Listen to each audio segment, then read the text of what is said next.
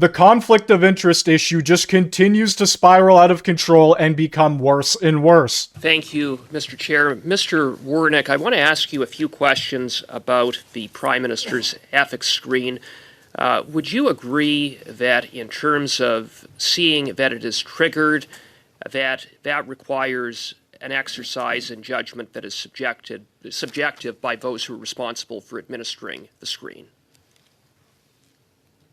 I'm not sure I understand your question.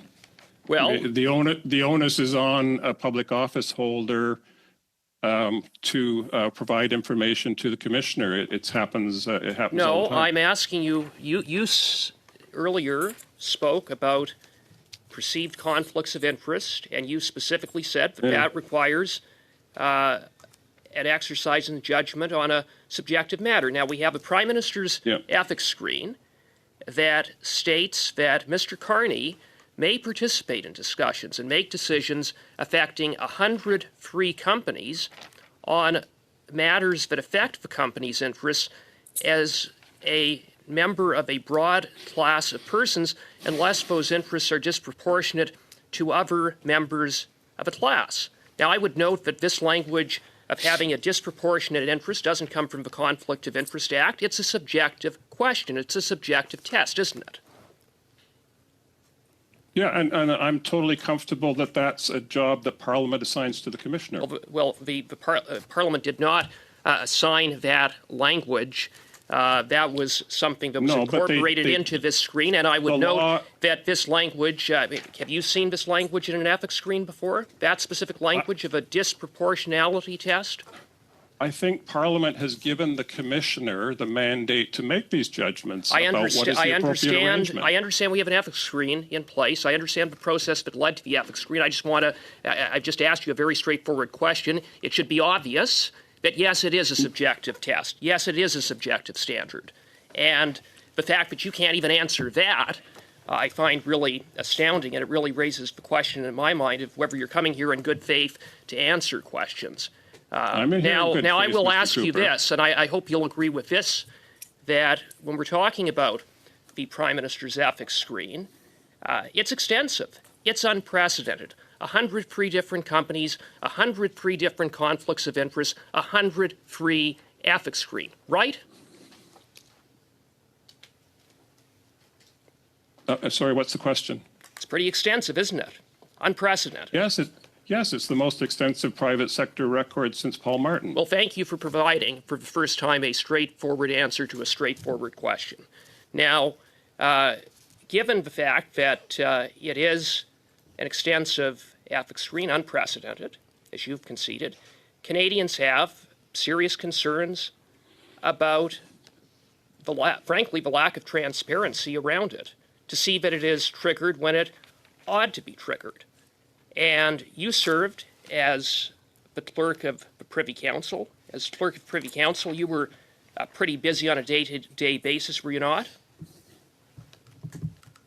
Mm-hmm. Yeah, so can you explain to me how it is that this is being left to the clerk of the Privy Council and the Prime Minister's Chief of Staff to administer? How can Canadians have confidence that the screen is being triggered appropriately? Would you agree that there is a legitimate basis for some concern in that regard?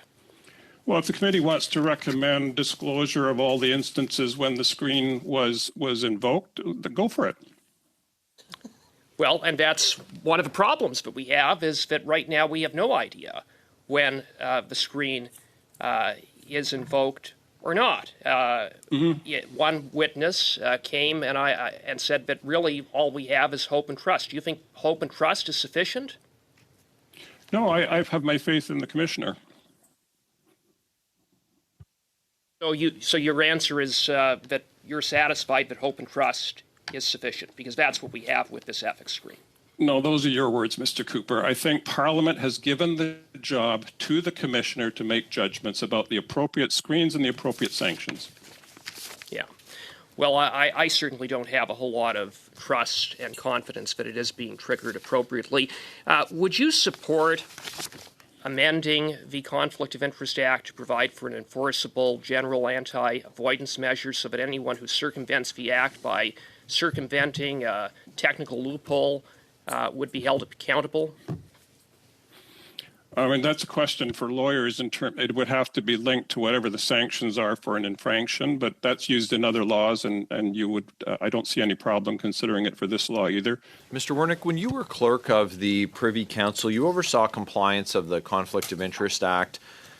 Would you say that the existing divestiture provisions, including the use of blind trusts, actually prevent conflicts of interest, or in practice, do they or can they fall short? I think this is probably one of the central questions the committee will want to come to a view on. If you'll just permit me, I saw the conflict of interest regime as one tool in a broader toolbox about democratic governance, and there are a number of tools designed to detect and deter inappropriate points of leverage on our decision makers and keep the trust of Canadians. So very briefly, the Lobbying Act, the rules around campaign donations, the Foreign Agent Registry, security clearances, criminal code provisions. This is all helped by a beneficial ownership registry, a lobbyist registry, and transparency around government contracting and contribution agreements. Parliament created the commissioner model, and it provided for a range of remedies at the discretion of the commissioner, and one of them is a trust arrangement. So I think it's up to you to judge whether it falls short or not. I would keep it in the toolbox. Would you say that it's effective for people who report to the Prime Minister to be the ones ensuring that the Prime Minister that they report to is not in violation of the Act? Well, it's ultimately up to the commissioner to make rulings on that. To make rulings on whether or not the people who report to the Prime Minister should, for example, administer a blind trust? No, correct me if I'm wrong, but if the arrangements that any Prime Minister or Minister or office holder would make would be discussed with the Commissioner, and the Commissioner would exercise an opinion on whether they're adequate or not, can request changes and has remedies available to him or her. Based on your experience, do you think that that works? I think that it's going to be tricky when people come into a background, extensive background in the private sector. People come into Parliament, as you know, from many, many different backgrounds, and we want, I think one of the other purposes is to ensure broad and inclusive participation in public office. I would be very careful considering mandatory divestitures because it may end up as a deterrent to people with a private sector background coming into politics. And my view is that we need more people with private sector backgrounds in politics, not fewer. I guess the issue is that it's a question of public confidence. Canadians being able to trust that the system that's in place is adequately ensuring that there is no conflict of interest. And in the case of an individual entering office, being elected, serving as Prime Minister, having significant investments, and those investments going into the blind trust, and the Ethics Commissioner telling us that there's not any really a lot of churn of those investments, they know what's in there. And then the conflict of interest screen is administered by direct reports to the Prime Minister. And the perception can be and is that there's a conflict, and that a Prime Minister is continuing to take decisions that further their own financial interest. And there's no reporting to the public on when a conflict of interest screen has been triggered and if it's ever been triggered. And so the higher imperative, I would say, or the leading imperative is that we ensure that Canadians have confidence in public office holders and public institutions, and they don't seem to have that. Would you care to reflect on your time as clerk of the Privy Council? You served a prime minister who was found to have broken the act that we're studying, and twice found guilty of breaking that law. 10 different instances, and that's based on the regime as it currently exists. You must have some suggestions on improvements so that we can avoid a situation where we find a prime minister who is repeatedly breaking this law. You have a minute, Mr. Warnick. Go ahead. Sure. Well, I think we should discuss this further because the law is built on language which includes perceived conflict of interest. And I think that's always going to be a challenge because perceived conflict of interest can be very subjective. And somebody's going to have to exercise judgment about what is a perceived conflict and what are the appropriate remedies. Certainly you can change the act to add other provisions, more sanctions, and so on. But I think the problematic part of enforcing the act is that somebody's got to exercise judgment and discretion about perceived conflicts of interest.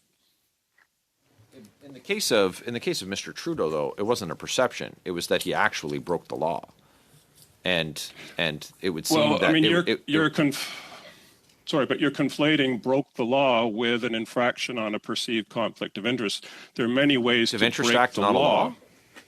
Yeah, of course. But there are different remedies.